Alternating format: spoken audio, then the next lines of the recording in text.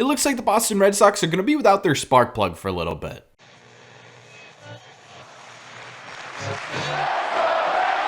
What is going on, everybody? Welcome back to Red Seat Radio. My name is Corbin. The biggest news to come out of the Red Sox transactions yesterday was the fact that Ceddanne Rafaela was going to be making his Major League debut, right? That's kind of what everyone focused on. That's the video I made yesterday. But there was another transaction sort of within that transaction that kind of slipped under the radar that could have a pretty big effect on the rest of the 2023 Red Sox season. So what we're going to do in today's video is we're going to break down the latest Red Sox injury. We're going to talk about who was injured. We're going to talk about what their injury looks like, how long they are going to spend on the IL, and of course we're going to talk about how all of that is going to affect the 2023 Red Sox as they finish out the 2023 season. But before we get into that, just a heads up, tonight is one of the most important games of the 2023 season, and we are going to be live on this channel watching it together starting at 7 p.m. Eastern time right here on Red Seat Radio. If you haven't been to a live stream yet, they are a ton of fun. We watch the game, we talk about the Sox, we react to everything together.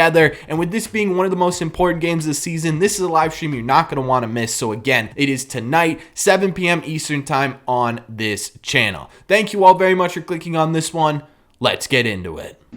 The transaction that we're talking about today happened the exact same time the Red Sox announced the promotion of Ceddanne Rafaela, and that was the fact that they are placing Pablo Reyes on the 10-day IL with what they are calling as left elbow inflammation. Now, for those of you who don't know, this isn't exactly a new injury. Pablo Reyes was technically injured on August 26th during a game against the Los Angeles Dodgers. He swung and missed at a pitch, and it looked like he was in a ton of pain, and he had to come out of the game after that. That was the same game where Rafael Devers played a couple of innings at shortstop. The reason for that was because of Pablo Reyes going down. Now, what's really impressive about this injury is the fact that Pablo Reyes actually tried to play through it. He played the next day on August 27th and actually made a really fantastic play at second base, even with that bum elbow, to help save the Boston Red Sox in an inning there. But, of course, obviously, now with him being on the IL, it clearly was enough pain where Pablo Reyes or the Red Sox didn't feel as though he could play through it. And again, he is now on the 10-day IL with left elbow inflammation. Now, when it comes to his actual timeline and how long it's going to take for Pablo to come back, the good news is that it's the 10-day IL, right? It's not the 15-day and it's certainly not the 60-day IL, which means that he probably won't be out for a super significant amount of time, but the actual time he's going to spend on the IL could vary a lot, right? Because we've seen elbow inflammation or inflammation in general within injuries both on the Boston Red Sox and in the farm system this season, and it's gone a couple of different ways. There have been guys like Chris Martin who actually went down with inflammation at the beginning of the year, and he was only on the IL for exactly the 10 days that he had to be on the IL. But with other guys like Garrett Whitlock, who's actually been on the IL a couple of times this season because of the inflammation, and Marcelo Meyer, who's currently on the IL because of shoulder inflammation, those are guys who took a little bit longer to come back. So it could vary a little bit in terms of how long Pablo's going to be on the IL, so I can't make a really great and accurate estimate as to how long his stint's going to be,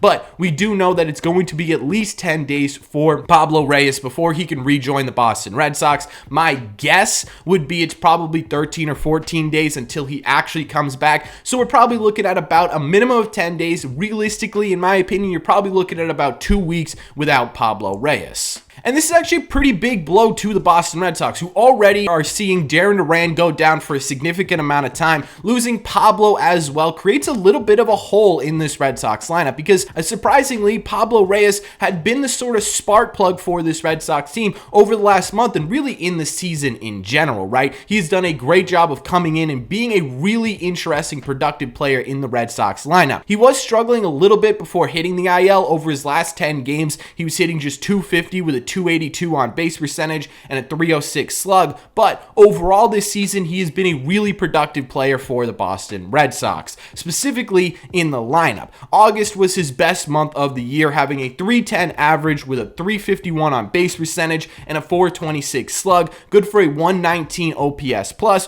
or about 19% above league average production. However, throughout the entire year itself, he still maintained his production in the lineup. Overall this year in 2023, he has a 303 average with a 340 on base percentage and a 408 slug, good for a 100 OPS plus, or exactly league average. On top of just statistics alone, it feels like Pablo Reyes had a lot of multi-hit games this month. He had a lot of really clutch hits. He had that home run in Washington that ended up not mattering, but at the time it was massive. He had that walk-off grand slam, right? He's had a lot of really clutch moments for the Red Sox over this last month, and he truly has been the Red Sox spark plug since he became a everyday regular for this team, and it was really something that was really exciting to watch, right? He was a guy who sort of came out of nowhere and made his mark on the Boston Red Sox. It was a ton of fun watching Pablo Reyes play, offensively specifically, and it's going to be a big loss for the Red Sox as they move down to the final month of the season here. But Pablo wasn't only impacting the Boston Red Sox offensively, he was also doing it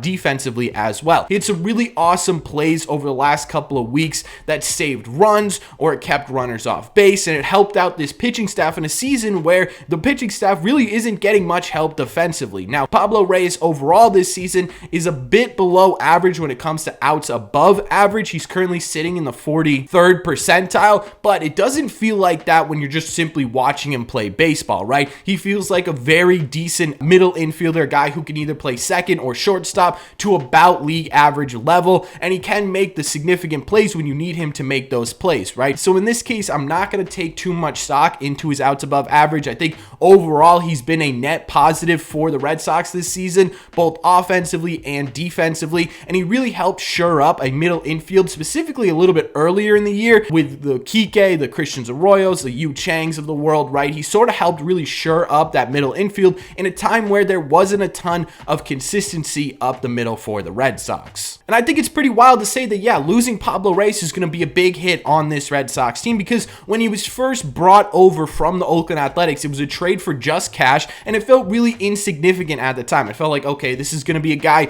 who's your depth a little bit until we get healthy, and then we sort of see him move on, but he's become a really significant role player in what the 2023 Red Sox were able to do this season. So yeah, I think over the course of 162 games, he's become a legitimate impact player with this Red Sox team, and losing him for even a little bit of period of time could have a big impact on what the 2023 Red Sox can do, specifically in the last month of this season. Now, in order to fill the void of Pablo Reyes being absent from this Red Sox team, the Boston Red Sox recalled David Hamilton from AAA Worcester, and I gotta tell you, I'm not super excited about this move. David Hamilton was not doing anything extraordinarily well at the major league level in his small sample size, granted, with the Boston Red Sox. He's currently hitting just 133 with a 257 on base percentage and a 200 slug, good for just a 26 OPS plus, or about 74% below league average production. And on top of that too, he wasn't much better on the field. In the 13 games that he played at shortstop with the Red Sox, he had 2 errors and he has -5 defensive runs saved. It was very clear that he was utilizing his speed to get 2 baseballs, but his problem was with his throws. He was throwing the ball kind of all over the place at shortstop when he was able to play with this Red Sox team. So I'm not exactly excited about the impact David Hamilton could have, and that's why I'm a little bit worried about this Pablo Reyes injury, because the Red Sox are relying on depth like David Hamilton, who hasn't really been able to do much at the major league level. Now, that's not to say he can't do anything at the major league level, but so far from what we've seen, it doesn't look like David Hamilton could be an everyday player or be that spark plug that we've seen from Pablo Reyes over the last month or so. Now, my guess with David Hamilton coming up is that he doesn't see a ton of playing time, right? Originally, before Pablo Reyes went down, you were seeing him sort of cycle in and out of second base and shortstop between Story and Urias. It might be a little bit different with David Hamilton, especially if the Red Sox could end up playing meaningful baseball in September, which I think is still remain to be seen depending on these last 2 Houston Astros games. But if they are playing a bit more meaningful baseball in September, or they're at the bare minimum slightly competitive here in September, I think we see a lot more Trevor Story and a lot more Urias than we do see David Hamilton. The problem with that is that you can't play Trevor Story every day at shortstop right now. He's still rehabbing. He's still trying to get back to 100%. Right now, I would say he's at about 90%, but he's still going to need days off in between to make sure that that elbow doesn't end up getting sore or something happens here and prevents him from playing out the rest of the season with the Red Sox. So you probably are going to see David Hamilton a pretty fair amount, but certainly not to the level that we were seeing Pablo Reyes and what he was going to be able to do for the Boston Red Sox. Again, this injury could end up being sort of a non-factor here, specifically if it only is 10 days, right? Because then you could could sort of hide David Hamilton on the bench and play him in situations like they did last night when the Red Sox went down by like 15 runs, which is an entirely different story, or it could end up having a huge impact on the 2023 team because Pablo Reyes ends up spending 15, 20 days on the IL, and now you have to utilize David Hamilton in a more important environment, and that could end up costing the Red Sox a couple of games. So yeah, this is going to have a big impact on the 2023 Red Sox, whether we like it or not. Now, my big question here for you guys is, when was the last time you remember this Red Sox team being fully healthy? For me, it feels like it's the 2021 postseason, but even during the 2021 season, there were a ton of different injuries to the Red Sox pitching staff. There was COVID that went through the entire team at one point. There were a lot of injuries in 2021. I'm trying to remember genuinely when the last stretch of a fully healthy Red Sox team was. Was it sometime in 2020? I truly don't remember. So a couple of things here to let me know in the comment section down below. First off, let me know what you think of this Pablo Reyes injury. Let me know what you think of the impact it could have on the Red Sox. Let me know what you think about David Hamilton coming up. Let me know what your thoughts are on the latest Red Sox injury. And let me know when you think the last time this Red Sox team was fully healthy, because it feels like it's been a very long time. Let me know all your thoughts on the latest Red Sox injury in the comment section down below. As always, if you made it to the end of this video, do me a favor. Make sure you guys have hit that subscribe button if you haven't already. If you're new here, we talk Red Sox content almost every single day. Also, make sure you guys have hit the like button on this video as well. Helps these videos out a ton, and it would mean a lot to me. Don't forget that we are going to be live tonight for the most important game of the Red Sox season at 7 p.m. Eastern Time. Thank you all very much for clicking on this one, and I will see you in the Red Seats.